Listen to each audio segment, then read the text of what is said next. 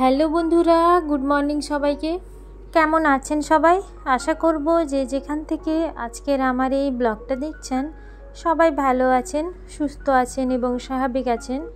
আমি এবং আমার পরিবারও ঠাকুরের আশীর্বাদে সবাই বেশ ভালো আছি। আজকে একেবারে সকাল থেকেই আমি আপনাদেরকে সাথে নিয়েই আমার ব্লগটা শুরু করছি। সকালবেলা ঘুম থেকে ওঠার পরে গতকালকে রাত্রের যে থালা বাসনগুলো ধুয়ে রেখেছিলাম ওগুলোকে আগে মুছে ভালো করে জিনিসটা জায়গায় রেখে দিয়েছি।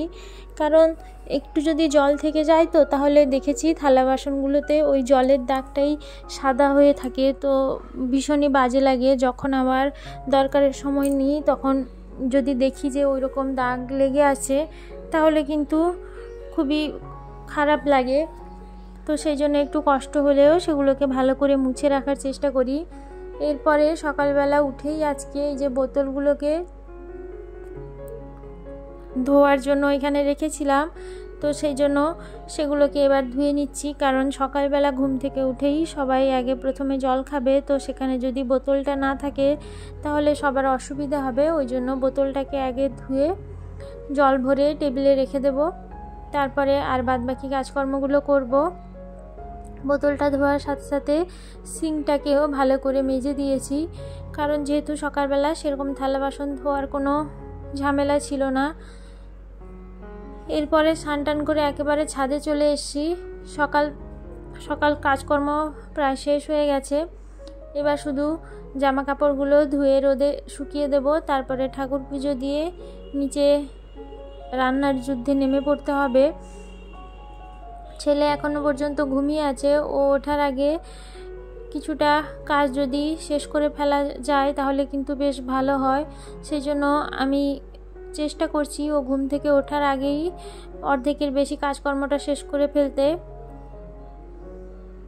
ঠাকুর পুজো দিয়ে অনেকক্ষণ হয়ে গেছে, রান্নার সব জোগাড় যন্ত্র করব এবার। তার আগে ছেলের বায়না, মা আমাকে পাঁপড় ভেজে দাও।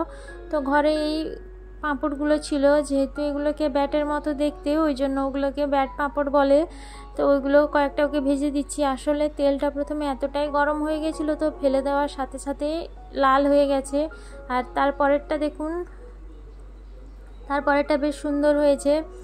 এইগুলো খেতে কিন্তু বেশ ভালো লাগে। যাই হোক, ওকে দুটো ভেজে দিয়ে দিই। ও যতক্ষণ এইগুলো খেতে থাকবে ততক্ষণ আমি সবজিটা কেটে নেব। আর এদিকে ভাতটাও চাপিয়ে দিয়েছি। মাছের নুন আর হলুদটা মাখিয়ে রাখবো যাতে ভাজার সময় ভালো করে নুন আর হলুদটা মাছের মধ্যে চলে যায়। তারপরে মাছটা ভাজা বসিয়ে দিয়েই আমি সবজিগুলোকে কেটে নেব।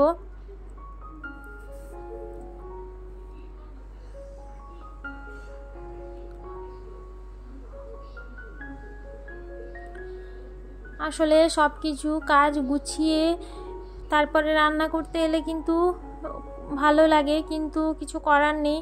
যেহেতু আমার এখন গোছাতে গেলে সেই জন্য আগে কি করেছি, যেহেতু গ্যাস দুটো ফাঁকা আছে, সবজিটা না হয় কাটতে কাটতেই ওদিকে কিছুটা রান্নাও এগিয়ে থাকবে। যেমন মাছ ভাজাটা এদিকে হতে হতে ওদিকে ভাতটাও চাপিয়ে দিয়েছি। সবজিটা কাটতে কাটতে মাঝখানে উঠে উঠে একবার মাছটাকে নেড়ে দিচ্ছিলাম আর এদিকে সবজিটাও কেটে নিচ্ছি।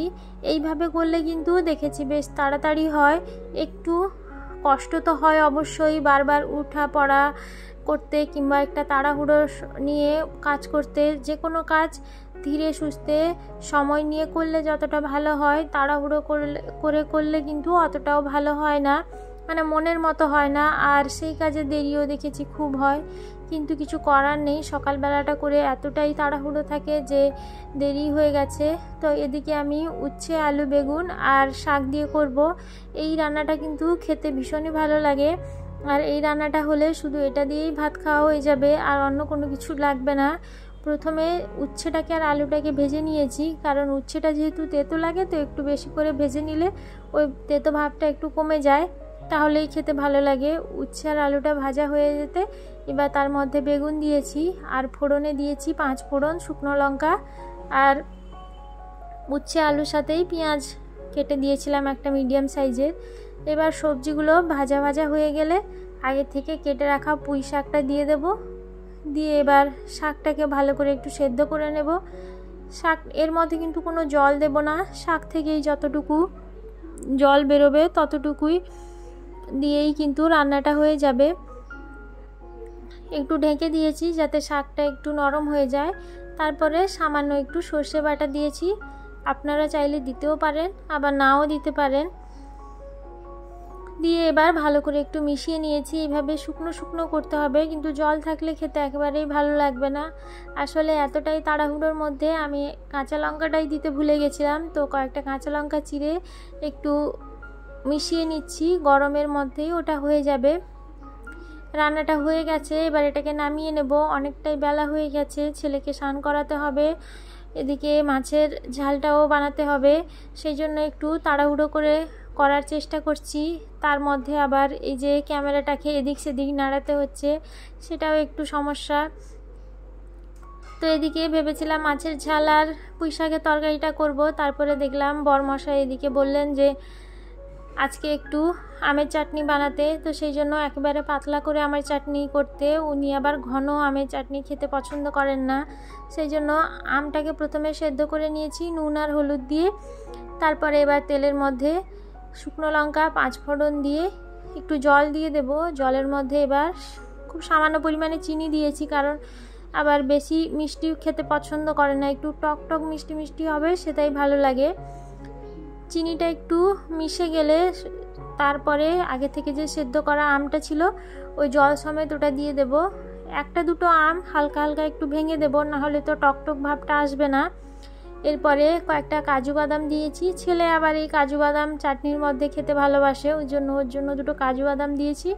আর একটু ভাজা মশলা, শুকনো লঙ্কা, মৌরি আর জিরা ভাজা মশলাটা ওর মধ্যে দিয়েছি, ব্যাস তারপরে নামিয়ে নিয়েছি। আর এদিকে মাছের ঝালটাও হয়ে এসছে, রোজগার যেমন মাছের ঝাল হয়, পেঁয়াজ, কাঁচা লঙ্কা, কালো জিরে ফোড়ন দিয়ে আর সর্ষে বাটা দিয়ে, শেষে একটু ধনেপাতা আর কাঁচা সর্ষে তেল দিয়েই নামিয়ে নেব। রান্নাটা মোটামুটি আজকে হয়ে গেছে, আর ওদিকে ভাতটাও রান্না হয়ে গেছে। ছেলেকে এবার স্নান করিয়ে দেব। বন্ধুরা, আমার আজকের ব্লগ আপনাদের কেমন লাগলো অবশ্যই আমাকে কমেন্ট করে জানাবেন। আর আজকের আমার এই ব্লগটা যদি আপনাদের ভালো লেগে গিয়ে থাকে তাহলে প্লিজ আমার চ্যানেলটিকে সাবস্ক্রাইব করে আমার পাশে থেকে যাবেন। রান্না বান্না শেষ, দুপুরে খাওয়া দাওয়া শেষ হয়ে গেছে, ছেলেকে ঘুম পাড়িয়ে দিয়ে এবার এসি রান্নাঘরটাকে একটু পরিষ্কার করে নেব। আসলে এখনই যদি পরিষ্কার না করি তো তাহলে দেখব এসে যে ওই যে হলুদ কিংবা তরকারি যে ছিঁচে ফোঁটাগুলো লেগে আছে ওখানেই পিঁপড়ের বাসা তৈরি করবে, সেই জন্য তাড়াতাড়ি রান্নাঘরটাকে মুছে নিলে কাজটা একটু কম হয়। বন্ধুরা, আমার চ্যানেলটা যারা যারা এখনও পর্যন্ত সাবস্ক্রাইব করেই ফেলেছেন তাদের প্রত্যেককে আমি জানাবো অসংখ্য ধন্যবাদ। আপনারা এইভাবেই আমার সাথে থাকুন, পাশে থাকুন, যাতে আমি আগামী দিনগুলোতে আরও সুন্দর সুন্দর ভিডিও আপনাদের উপহার দিতে পারি। আর প্লিজ আমার ভিডিওতে একটা কমেন্ট করে দেবেন, যাতে আমি আরও সুন্দর ভিডিও বানাতে অনেকটা মোটিভেট হয়। তাহলে বন্ধুরা, আজকের মতো আমি আমার ব্লগটা এখানেই শেষ করছি। দেখা হচ্ছে তাহলে আপনাদের সঙ্গে আবারও একটা নতুন দিন, নতুন সকাল নিয়ে। ততক্ষণে সবাই ভালো থাকবেন, সুস্থ থাকবেন, সাবধানে থাকবেন। আবারও সবাইকে জানাবো অসংখ্য ধন্যবাদ এতক্ষণ অবধি আমার সাথে থাকার জন্য এবং আমার পাশে থাকার জন্য। সবাই ভালো থাকবেন। আজকের মতো সবাইকে জানাবো ধন্যবাদ।